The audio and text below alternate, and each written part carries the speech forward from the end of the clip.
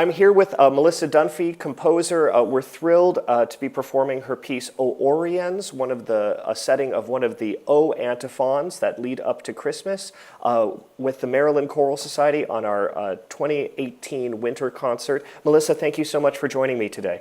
Thank you so much. It's an honor to be here. Absolutely. So I was wondering if you could tell me a little bit about Oriens, because when I first approached it, I heard it as this lovely setting, of a very radiant setting of this text that's talking about the morning star, Yeah. and I thought it would go great with our program, particularly because we were doing several other star carols. And I thought, okay, well, this is this lovely piece that will contrast with this, and I like Melissa's music, and this seems like a natural fit. And as I got to speak with you a little bit, I found that there's some background to it as well. That it's certainly a setting of this text, but it's also there's a certain potency that you were hoping to convey as well. And I was wondering if you could talk to me a little bit about that. Yeah, absolutely.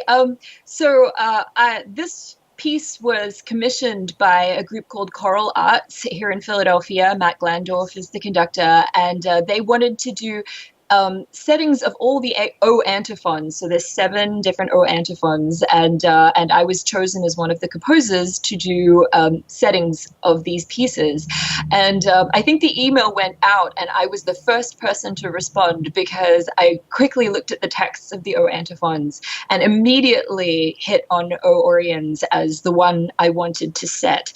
And that's in particular because of the text. So the text is talking about the morning star, but is coming from sort of, the moment of the winter solstice, the moment when we celebrate Yule and Christmas, and talking about the looking for the sun to come back at the moment of, the darkest winter. So obviously, we are talking here in the religious sense about the Christ child being born, but it's also a metaphor, of course, for the solstice and the darkness of winter, and looking for hope, for the light to come back, for warmth to come back, and for things to get better.